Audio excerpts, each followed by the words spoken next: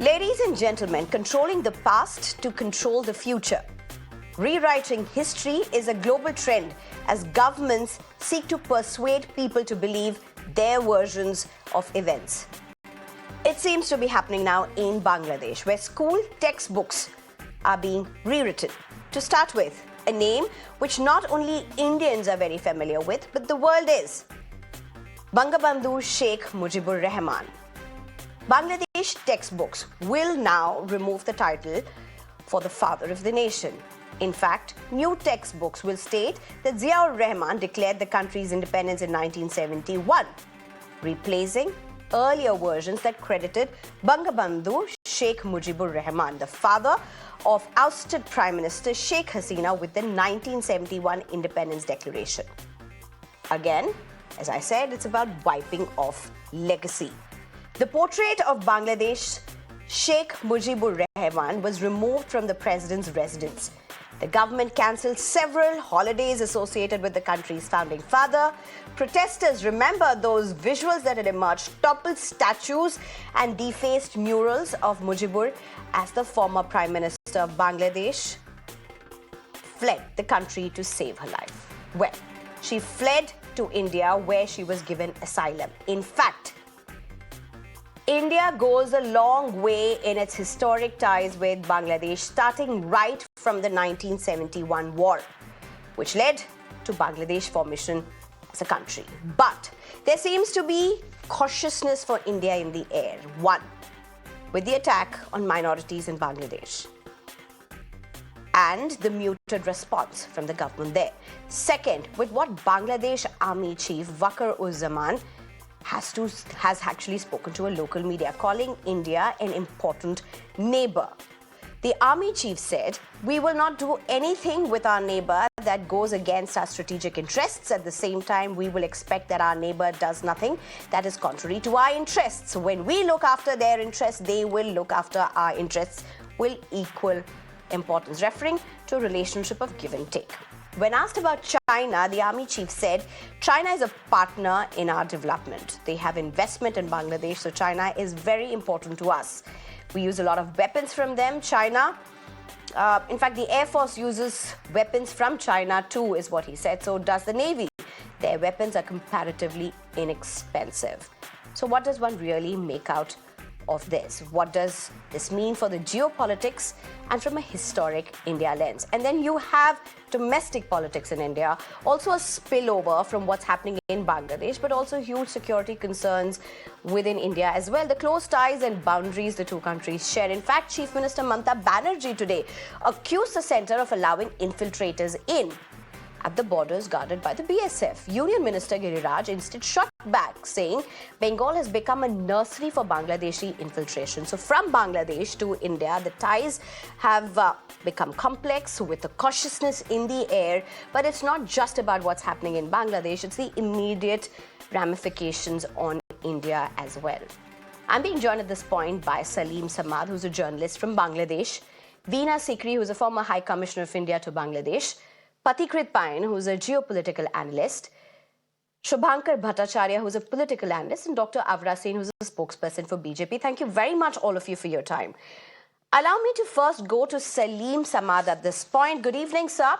A very important moment in Bangladesh. It's been some very, very crucial days. But as the announcement comes about textbooks being rewritten, how do you all look at this? Thank you for having me on the show. Textbooks is not an official document. That has to be understood. This textbook is for the primary school. It is not for the high school or the college or university. First of all, it has also has to be admitted. I must admit that the founder of Awami League, Maulana Bhashani, has never been mentioned as a founder of Awami League in the last 15 years of Sheikh Hasina's era. This is the first time the textbook, the primary school textbook, have a photograph and the narrative of the founder of Awami League. And Sheikh Mujib named with a title called Bangabandhu is still there. It's still in the textbook. I mean, of course, I again mentioned this is not an official document. This is not a textbook which is from the studied in universities. But again, Yes, it is. It is. I mean, officially and unofficially, there was an announcement of the independence on the 26th, and of course on the 27th. The 27th is officially documented in the Liberation War documents, a 15 volume, where Sheikh Mujib's full text is published and is in the narrative. That officially he mentioned that I, on behalf of Bangabandhu Sheikh Mujibur Rahman, declared the independence of Bangladesh, etc. Dot dot dot. So of course, every regime, wherever there is a change of regime, there's a change of even the BJP when they came to power, they also changed the narrative of the 1947, the Swadeshi movement. So you can understand it happens anywhere, I have no control over it. Number one. No, Mr. Saleem Samad, we'll get to what is happening in India. We'll get to that. We've debated it absolutely a lot. 1947 narrative, I don't think there's any change to that. But there have been certain controversies around it, and we've debated it and discussed it at length on this show, on this channel. But today is not about that. Today is not about what happened in India. Today is not about, I mean, I don't even want to get into that comparison and contrast, because then this will go in a very, very different arena completely. So Saleem Samad, sticking to Bangladesh at this point, and while you mentioned that you have no control, certainly you don't have any control, and that's not why we have brought you here. We've got you here as a journalist to try and understand. So when Bangladesh goes on to say that Bangabandhu, the title, is going to be removed, the founding father or the father of Bangladesh, the title is going to be removed. If that's going to be removed, I mean, you are saying it's not an official document, it's a textbook that's there in schools, and it's going to be... Okay, you're saying that's not true, and that will not happen. It's absolutely a lie. Read Daily Star, the only independent newspaper that we have in Bangladesh. It has gone through a detail of what is published in the textbook. So there, Bangabandhu's name is still there, under the title of the picture. There's a caption, Bangabandhu Sheikh Mujibur Rahman. This is a total distortion of the fact. I'm sorry. But will he be known as the father of the nation? Father of the nation? I told you, this is not an official document. This is a textbook of the primary school. Why this has to be taken seriously? Textbook. No, I get it. I never read textbook. This is not supposed to be taken seriously, Saleem Samad. No. I don't understand this. Your textbook it's a textbook for children. How should it not be taken seriously, sir? With all due respect. With all due respect, the textbook in India. Which part of the world are primary textbooks not taken seriously, sir? This is absolutely a distortion. So which part of the world do textbooks which children study, sir, are not taken seriously? Children are not wasting their time. Children are not puffing around. They're reading textbooks. They're supposed to be studying them, and they're supposed to study and understand the history of a country. Sir, 1971 war, the narratives has been changed. Tajuddin Ahmed, who was the founder prime minister who ran the exile government, his name was never appeared in the last 15 years of the Sheikh Hasina's area. What are you talking about? You are taking piecemeal, taking... No, I'm not talking anything. I'm just asking you. Saleem Samad, I understand the emotions you come with. There is no way that I'm questioning or challenging what you're saying. As a journalist in India, I've called you here just to understand your perspective and Bangladesh's perspective. There's no point of you losing your temper at me and losing your cool at me. I am not losing your temper. But sticking to really this topic. Okay. All right. Okay. So, Mr. Saleem Samad, sticking to this point again. No, let's just go on with this. Here's the thing that we are trying to understand. I mean, it happens with every regime. It happens world over that textbooks are rewritten. But the manner in which it is rewritten, is it moving away? I mean, is it fair to say that this is an attempt at legacy wipe? Because that's really been reported. Is it a legacy wipe? Is it moving away Bangladesh from what it is historically known as? Some narratives will definitely be changed. That is a culture of the different regime. This has happened for the last decades of Bangladesh. Every regime, whoever came to power, they have changed the narrative. And so, of course, every narrative is based on square one, which is the 1971 war, the Liberation War. Of course, it is a different political party has a different way of looking into 1971. I, as a freedom fighter, I was in the Mukti Bahini, and I have a different of course, I also have a different looking into the 1971. But if you're looking at the textbook has been changed about 1971 for the last 50 years. So I do not take it this seriously because again, there is another regime in 2020, 26, there will be election, there will be another government, they will again change the textbook. So that's what I said, I don't take it seriously. Okay. Okay. Veena Sikri, if I can get you in. Ms. Veena Sikri, you have served as a former High Commissioner for India in Bangladesh. Let me just ask you, you also heard Saleem Samad right now, who's a very senior journalist as well from Bangladesh. It is, a lot is happening in Bangladesh and textbooks being rewritten, a lot being said about that. How do you look at all of this, considering you've been part of their history significantly as much? Yeah, well, I think it is very unfortunate because I think for Mr. Saleem Samad to say that it doesn't matter what children in primary school read when this is the most formative years of their lives, and to think that this what they read and what they understand as history can be changed every few years is unfortunate because it shows a very cavalier attitude to your own history, to the way your own nation was formed. And let me say that two aspects here. One is the question of the father of the nation, and I think there is no doubt that, as I said, Mahatma Gandhi ji is very we treat him with the greatest of reverence and respect. He is Bapu to us for his role in the formation of India, in the freedom struggle of India. Just like that, the father of the nation in Bangladesh has been Sheikh Mujib Rahman because he was the leader of the Awami League who led the struggle against the Pakistan army and the Jamaat-e-Islami, which is now holding the levers of power in Bangladesh. So the Pakistan government and the Jamaat-e-Islami are trying to reverse history and to read as little as they can, rather to topple every statue of Sheikh Mujibur Rahman and to read as little as he can in the role that he played. This is very unfortunate. And like to say, for example, these textbooks that you are referring to, they also have a question about who declared independence. Was it Sheikh Mujibur Rahman or was it Major Ziaur Rahman, who was a major at that time and later headed the Bangladesh government? I think, for example, on that, there was already closure in history because, in the recent documents being released in America under the Freedom of Information Act, the DIA at that time in 1971, the Defense and Intelligence Agencies, there are two reports by them prepared for then President Nixon, and which went through Secretary of State Kissinger. Now, both Secretary of State Kissinger and Nixon, as we know, were not at all in favor of Sheikh Mujibur Rahman or the Awami League. They were fully supporting Pakistan. But nonetheless, this DIA report says clearly on the 26th, 25, 26, 27, those 3 days in March 1971, that we have this report that Sheikh Mujibur Rahman has declared independence for Bangladesh.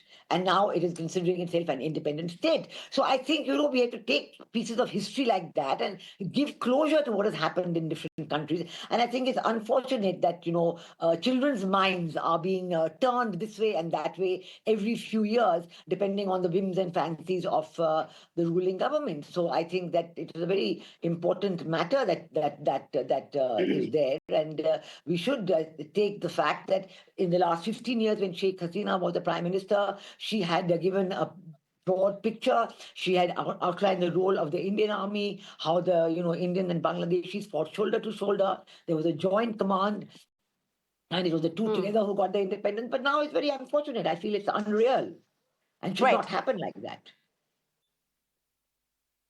Saleem Samad, again, I would like to get you in because, this is an important perspective that's been brought to the table and you have yours as well.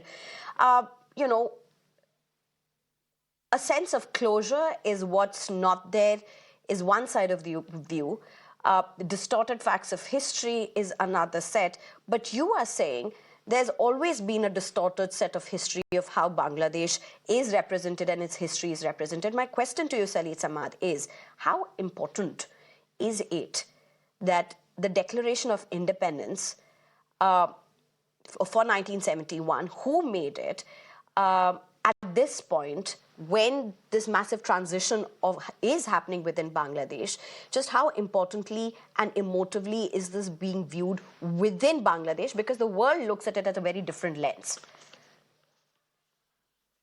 First of all, Sheikh Mujib, as a leader of the independence hero, his name has not been erased in the new textbook. So that is one issue. They have also mentioned about That's true. the crackdown, the Operation Searchlight, where millions of people were slaughtered. That is also in the textbook. They have mentioned also about the 10 million people who have fled war refugees and taken shelter in India. That has also been mentioned. Jamaat Islam is, that intellectuals has also been mentioned, that there was a genocide, and of course the killing of the intellectuals by the killing squad. So Sheikh Hasina was only for 15 years in power. The BNP was in power for another 18 years. Or, no, sorry, 20 years. So they have also changed the narrative, and the textbook was totally different. When we are talking about the children and what they're learning, imagine what they have learned in the 70s and in the 80s and 90s. They also had a different textbook.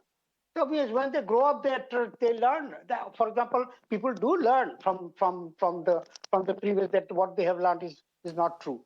And let me say I one kind thing. of, in a way, at least am relieved that you mentioned this, because earlier when you did say these are not official documents, these are just textbooks, primary classes, Yes, not to be taken seriously, that was a little hard to digest, quite frankly, honestly, Mr. Saleem, because textbooks literally are the bedrock of how history is carried forward. You know, legacy stories are there about how children do not like history textbooks, but, you know, that's just stories to be said and told. It's literally a way of how history is said and taken forward. Allow me to very quickly get in Pathikrit Payan at this point. At Pathikrit Payan, there's lots happening in Bangladesh, attempts to rewrite history. Not attempts, it's actually rewriting of history nonetheless. But I want to get you in at this point. How do you look at the army chief's statement? Army chief, you know, he was asked about India, and he said what he did. He spoke about India being a very important partner, India being a very important neighbor, about the give and take relationship, and about being treated equally. And then when he was asked about China, he says China is a very important partner.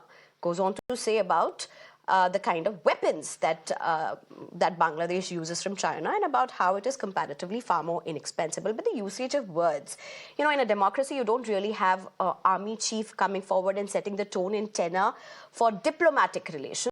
How do you really look at this? So I would go more by the statements that he made when he was in India recently. You know, if you look at the entire agitation which happened from July to August in Bangladesh, the entire pivot of that is that everything as if in Bangladesh is controlled by India, remote controlled by India, and so Bangladesh is as if have no freedom. It's almost like Bangladesh was a satellite state of India. That was the narrative that was created. Now, when the army chief of Bangladesh says, as you rightly mentioned, that they use a lot of weapon systems from which are of Chinese origin, and that China is a partner, including the fact that they have 2 submarines of Chinese origin, which they took a few years back. That itself is a vindication of the fact that India does not interfere. I mean, that itself proves that you know, China is a partner and India has no problem with that. You know, the anti-India rhetoric to a great extent has been there. But if you look at why you know, the army chief of Bangladesh has been playing a balancing game. One of the reasons that he recently came to India, which is fine, they want to have good relation. There are 2 things to it. If you look at many of the South Asian countries, they have tried to play the India-China card often. They think as if that if they, you know, get hold of the Chinese hand, you know, then India will run away. That is the thing. Unfortunate though, but that sort of thinking is there. I must add one thing. Recently there was some kind of a summit in Thailand on the issue of Myanmar.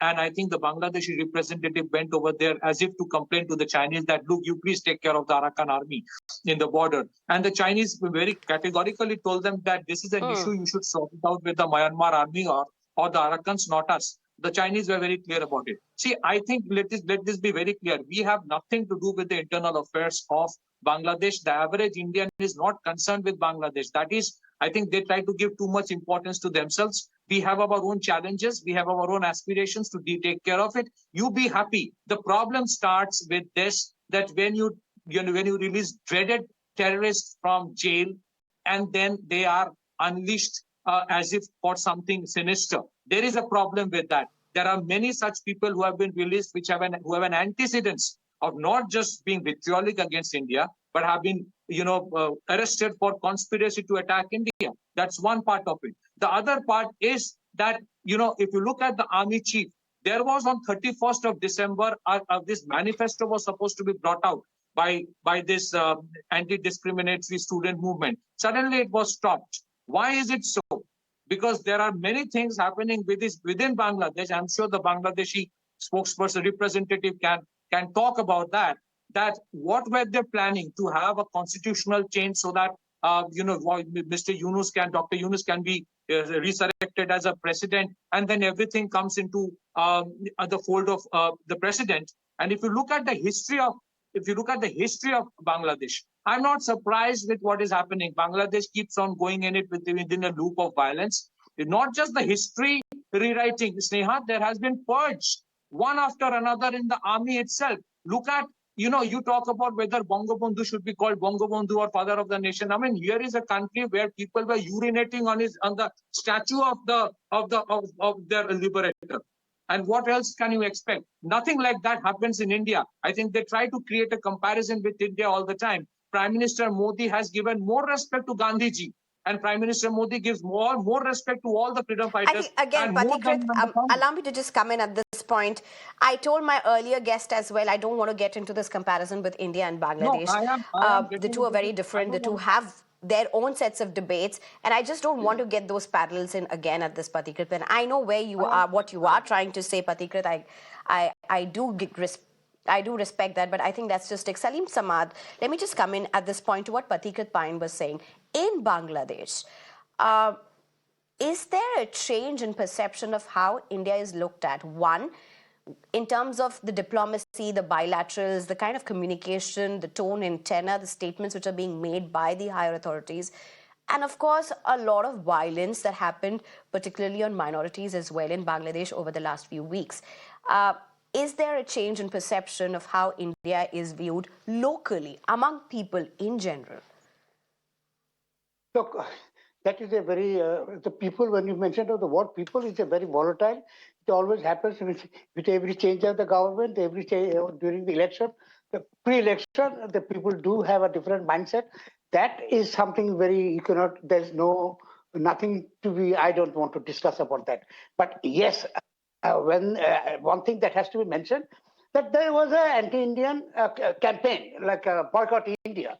That has been fizzled out, and I have written an article about it, and it's published in a Pakistani newspaper. That the Boycott India campaign. Why the Boycott India campaign has fizzled out, or it's been poured a lot of water, cold water on it? Because they're bringing onions, the eggs, the green chilies, of course the 50,000 tons of rice. So obviously, you can imagine that every day you have to eat the green chilies and onions, potatoes also from India.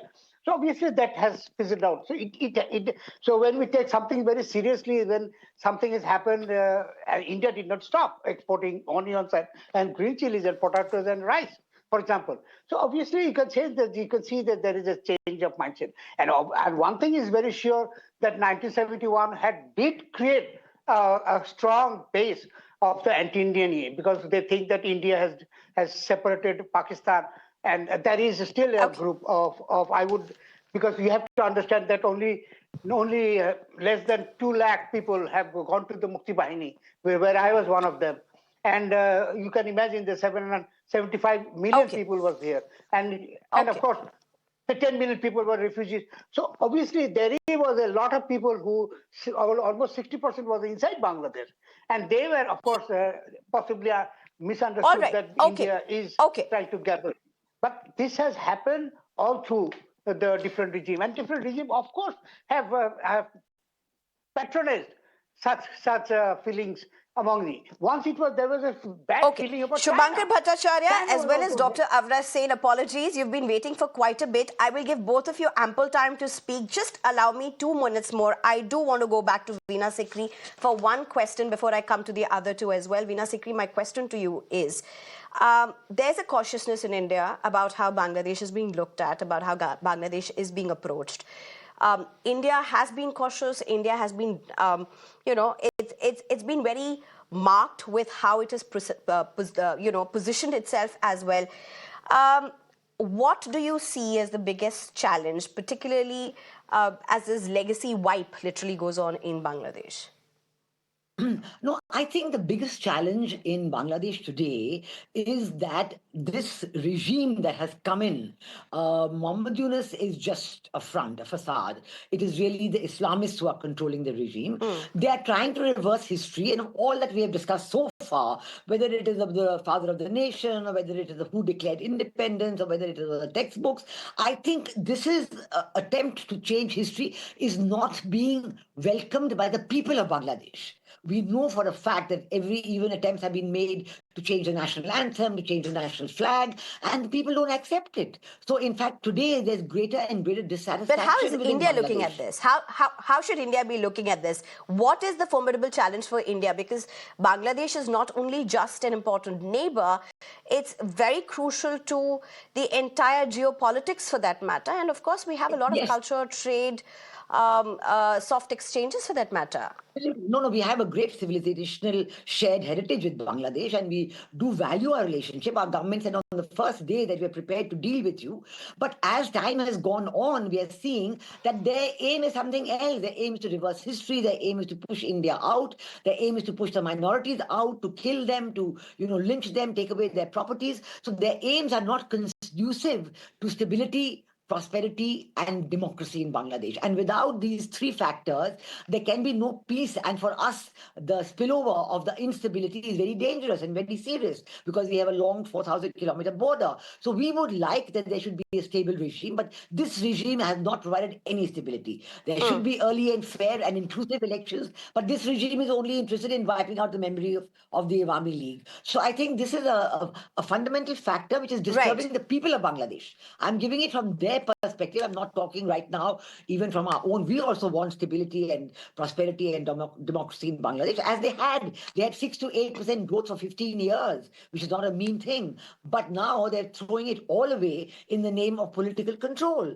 and I don't think that's what the people of Bangladesh are liking very much. Okay. Saleem Samad as well as Veena Sikri, thank you very much for your time. Thank you for sharing your very, very important perspectives. We do hope and believe that the historic ties that both Bangladesh and India have enjoyed will only be strengthened. Thank you so much for your time. Patiket Prine, if you could just stay on with us. Shubhankar Bhattacharya and Dr. Avra Sen, again, apologies. We usually never have our panelists wait so long. But before I wanted to get into the domestic, I wanted to get off with the bilaterals and the diplomacy.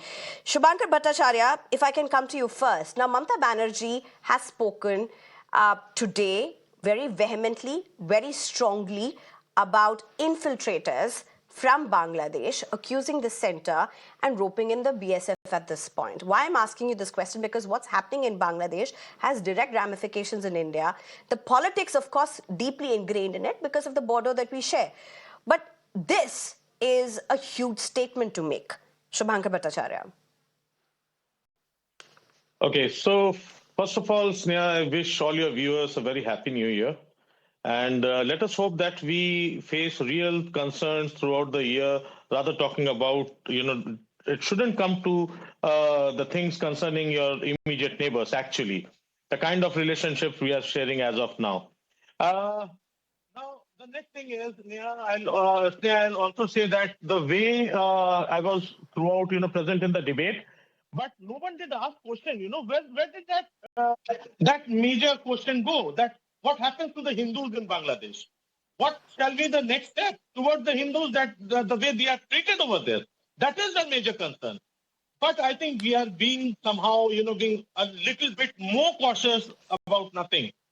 So anyway, now about your question that Mamata Banerjee, showing concern about the border and the BSF. No. Let me just set this record very, very straight. Let me just set this very, very straight. Shubhankar Bhattacharya, we are not being cautious. We are not mincing our words about minorities being attacked. The violence there against minorities, there's no way that we are mincing our words about it. We've discussed that amply. Today's focus was different. That was just one part of the larger focus. I'm just setting things on record, but Shubhankar Bhattacharya, please go ahead and make your point about the question that we asked. Can I go on right now? Yes, please. Okay. So the thing is about, see, there is an issue with my colony. What happened is that the neighborhood started complaining about animals entering inside the premises. So we complained about some neighbors, having the liking about the animals. They gave the food and everything.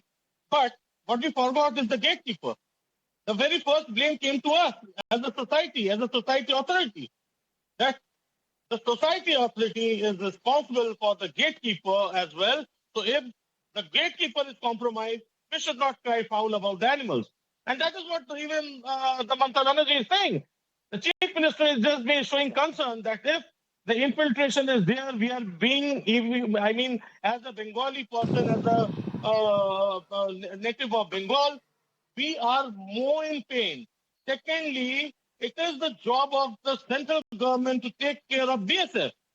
Third of all, the 60% of unfenced boundary lies, I mean the border of Bangladesh and India, it lies in West Bengal.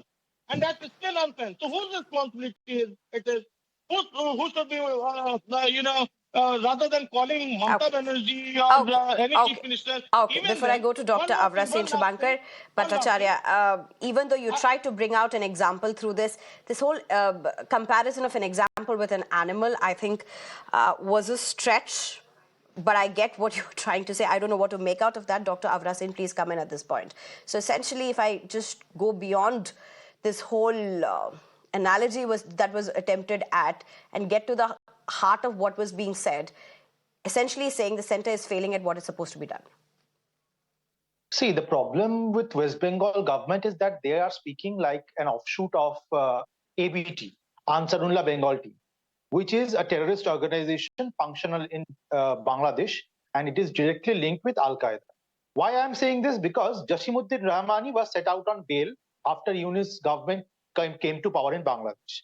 After that, he gave a video message and he directly gave a call to Mamata Banerjee to free the state of West Bengal from India. Now, take into context that there are several sleeper cells of ABT functional in West Bengal. The STF and IB of the state is doing nothing about it. Even a week back, when the people were arrested from Bengal, it was the input coming from Assam police. There was no action whatsoever from the Bengal police or Bengal intelligence. And then we see Mamata Banerjee, who is right now cornered about this thing, making such a statement. But the fact of the matter is that there are places where there is no fencing. But the issue is that the state government is not giving proper land to the BSF for setting out outposts and doing the fencing. And what they're doing, like, again, I'm quoting another event that happened, another incident that happened a week back. One TMC leader was arrested because he was involved in making fake voter ID cards and ration cards of Bangladeshi infiltrators. So this is a horrific model which is being supplemented by TMC in the state of West Bengal. And this is being done jeopardizing the national security of Bhattacharya, you India. have a right to respond. Can I come in? Okay. First of all, I'm quite surprised that you did find problem with my analogy, but you have no problem with, Mr. BJP spokesperson talking about Mamata Banerjee, putting her in line with some terrorist organization. I'm equating TMC. I'm equating there you find no problem at all. Wait. I am equating Trinamool Congress I think with an offshoot of ABT. the BJP spokesperson Otherwise, okay, hold it. Just a both of you. Shubhankar Bhattacharya, I don't see any point of you taking objection to what I did and what I did. Because when he made a point, I gave you the right to respond within 30 seconds because you are representing TMC. When you make an analogy about animals walking into a place and infiltrators coming inside a state, the two, I mean, I don't know who's supposed to respond to that. But Shubhankar Bhattacharya, is he there? Has he left? Yes, Shubhankar Bhattacharya, so please respond. Please respond to the allegation of what Dr. Avra Singh has met, and there's no point of lashing out at me on this. No, I'm not lashing out on anyone. I just said that you didn't find any problem because he's equating, it's just putting him, putting the chief minister Whether in I have found a an problem, association with I have given you the opportunity to speak because you're representing TMC, Shubhankar Bhattacharya. Why should I defend TMC? But please go ahead. Should I continue? Anyways, so I don't know where Mr. Abrasin is getting all these kind of stories from. So I leave that to him. Should I play it for you? To himself only. But I just ask simple question. If we Haven't you seen the video where really, Jasimuddin Rahman said all these things? Himanta Biswa Sarma, Quoting, No, talking Abrasin, let Shubhankar Bhattacharya speak. Let Shubhankar Bhattacharya speak. Okay. So I Shubhankar hope he Bhattacharya, has please make your heard point. Himanta Biswa Sarma. Has he heard Himanta Biswa Sarma? Even Himanta Biswa Sarma said yesterday, he categorically mentioned that there is infiltration problem in Assam, there is infiltration problem in Tripura, and there is infiltration problem in West Bengal. It is not that the West Bengal is alone facing the trouble over there. No, there is problem with. So why are you having problem with Assam? Every day, he said, every day we are facing the trouble with infiltration. We are continuously suffering from that. He said every day it is happening in Tripura. What kind of theory do you have for those two states? Now, let us come to the point of West Bengal. Abrasin, 30 seconds, and I have to go to Pathikrit Klein after that. Yes. Dr. Abrasin, 30-40 seconds. Yes. Go ahead, please. If somebody is infiltrating and getting inside Assam or Tripura, they are being caught. But that is not the case in West Bengal. If somebody is getting inside, the Trinamool Congress is making voter ID cards, ration cards for those people, and they are simply jeopardizing the national security of India. And this is a collusion. Before 2019, you were they are directly for that. silent demographic invasion of India. And secondly, just for petty politics and votes and power in West Bengal, they are doing this. They are taking money from these people, these terrorists, these infiltrators, all right. and they're Okay, doing we are this. very They're short on not time, taking the larger gentlemen. picture into consideration. Allow me to get in Pathikrit Payan. Pathikrit Payan, if I can get you in, and here's why I told you and I requested you to stay on for the end of the show. Look at the exchange that happened, and I know you are usually not part of domestic debates for that matter, but look at the exchange that really happened. Why I told you to stay on is because what's happening in Bangladesh not only has direct ramifications in politics in India and the vote bank for that matter, and the allegations and safety, the security threat that emerges. There's huge ramifications of how India and Bangladesh would exchange any possible element going forward. Is this a big concern in geopolitics, Pathikrit Payan? So, Sneha, let me tell you this way. There is always an external dimension to internal security. You cannot or we cannot change Bangladesh beyond the point. What we need to do is to completely secure our borders. If you look at in West Bengal, what the issue is, out of 2,216 kilometers of border that we have in Bengal with Bangladesh, 1,645 kilometers is fenced, around 435 kilometers as per December 2023 affidavit, which was given by Mr. Ajay Bhalla, Union Secretary to Supreme Court. Almost 435 kilometers is yet to be fenced. The reason is they're facing a lot of problems because of the complexity of land acquisition, because Bengal government was not, as per the affidavit, adopted the right to fair compensation and transparency in land acquisition, rehabilitation, and resettlement act of 2013. To cut the long story short, we need a dedicated approach towards fencing of borders, and this bickering between center and state is not going to help. So you need a national border front fencing act, acquire land on a national priority basis when it comes to border fencing, and create several tremendous deterrents, Sneha, for anybody who is issuing fake IDs to anybody who is an illegal. So irrespective of political party, whoever that person is, have stringent law to punish. What happens to somebody who is issuing the cards? You see any punishment being given. So fencing is important. BSF is, a very, very professional organization, but anybody standing at the border, which is open, it is very, very difficult to actually guard. Shubhankarji is a nice person, but, the issue is a gatekeeper cannot do anything if there is a gate, but there's no fencing. And the fencing has to be a cooperative approach from both the states and the center. It cannot, political bickering has its own relevance, but you need a specific law which is a national border policy, part of national border policy. Both Okay. Indo-Nepal border and Indo-Bangladesh border has to be sanitized, which is not so today. Whoever you blame, this is a problem that states and the country as a whole is facing. We need that fencing, come what may. Sneha, that is a problem. Okay. And let me just take this straight to Shubhankar as well as Dr. Avra.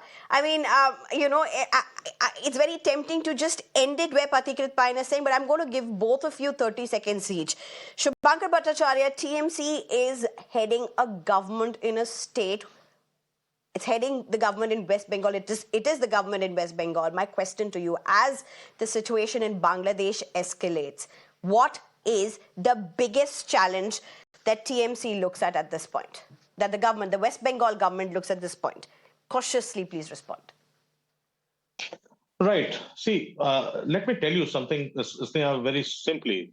In 2016, we had a land, adjustment, some meeting. I'm just forgetting the particular meat of that tenure.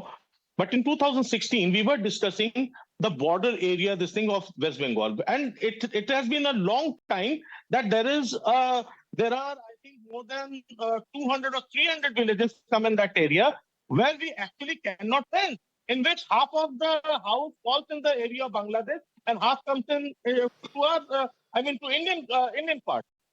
To actually bring a solution to that, a meeting did occur, and that time over 10,000 square kilometers was given to Bangladesh.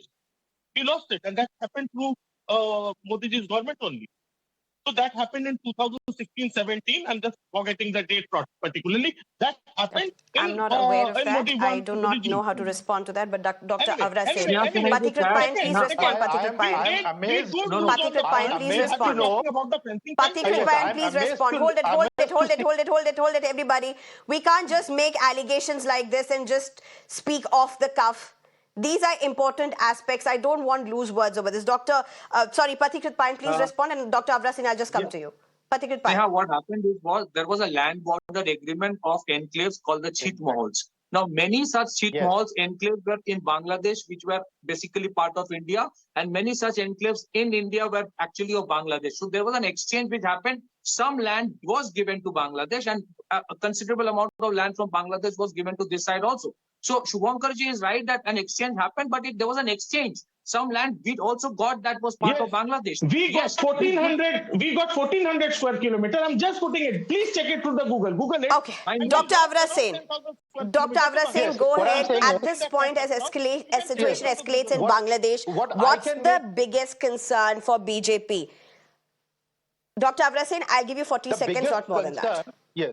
The biggest concern for our national security is that Trinamool Congress is working as a messiah to terrorists. And West Bengal has become the terrorist hub of India, thanks to Trinamool Congress. They are simply being driven by petty political Now I will have to go issues. back to Shubhankar Bhattacharya for a response at this. Shubhankar Bhattacharya, please respond. The local administration is doing nothing. The interesting point of BJP is you cannot never have a particular. If this is the modus operandi of TMC government, then only God can save us. Okay, all right. Ladies and gentlemen. Keep on blaming, you keep on pulling fingers. Sir, you are mixing up small issue with this border issue. You don't have facts to discuss.